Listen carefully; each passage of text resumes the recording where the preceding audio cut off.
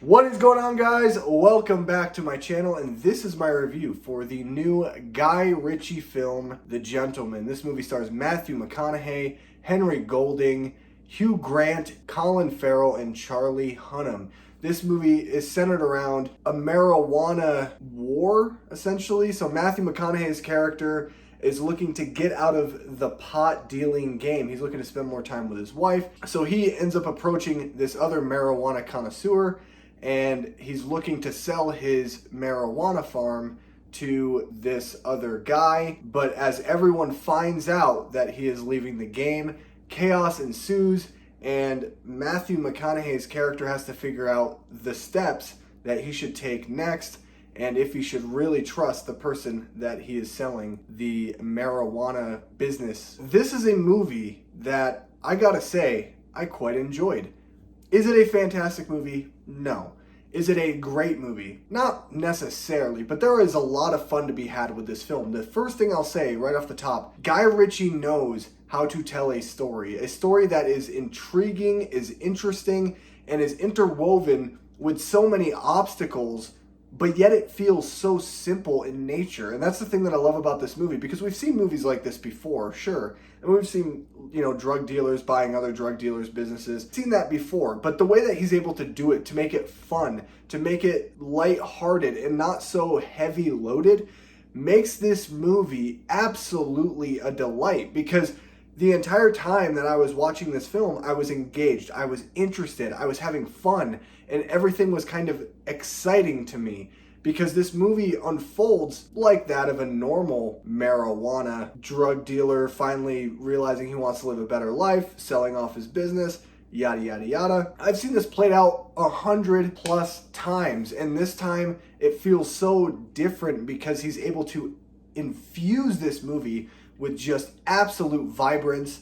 And it's one of those movies that has such a quick, fast pace to it that makes you continually engaged and awake throughout the entire film. And that's the one thing I can say about this movie that I truly loved. And I love Matthew McConaughey. I know that, all right thing has played off a lot, but I think that he does a really good job in this film. It feels like he's playing inside of an element that he's very used to. It's almost like Guy Ritchie put Matthew McConaughey in this movie because he's been characters of this nature before. And so when everything is so familiar, it becomes easier to sell to the audience. And that's how I felt. I felt like Matthew McConaughey didn't really have to sell this character to me because he's so good at being a salesman that I already bought it right from the first second of this movie. This is such a great ensemble cast. I mean, Colin Farrell is one of those guys who I think is super entertaining. He really steals the show in this movie. I think he's my favorite character in this film because he's very different from what I thought he would be.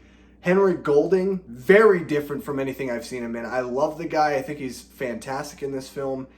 I think every single actor and actress does a really good job of bringing their own entertainment to this project, to this film, where everyone feels so different and it feels unique. Hugh Grant, I've never seen Hugh Grant in a movie like this before, and man, it was a little different. I'm not gonna lie. Hearing him cuss, it was very different. And that's what I loved about this film, is this movie felt like you could stick it in March, April, May, June in the year, and it would probably kind of fall away in obscurity, but it's a gem of a movie to where it would really make an impact, and it doesn't feel like your regular typical January films. I really enjoyed this movie. Are there some cons? Yes. The only big issue I have with this movie is I feel like this movie does a little too much at times to overplay or overstep its boundaries.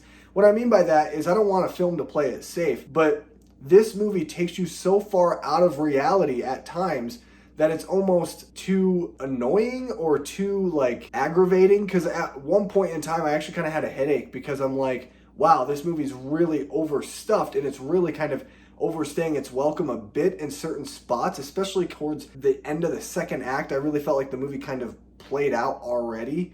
And so I wish that the movie would have maybe been a little shorter and also understood the boundary of which an audience member was going to continually stay invested and continually move forward along with the story, as opposed to kind of moving backwards and asking a bunch of questions and kind of getting headaches.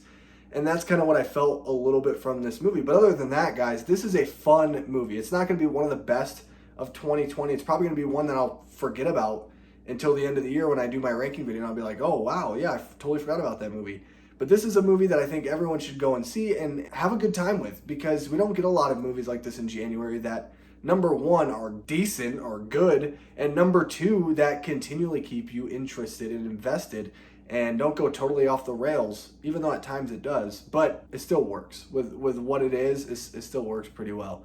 Anyway, guys, what did you think of The Gentleman? Let me know down below in the comment section of this video. Make sure you guys drop a like on the video if you enjoyed it. Subscribe to my channel for more content just like this. Anyway, guys, thank you for watching. And as always, I'll see you in my next video. Goodbye.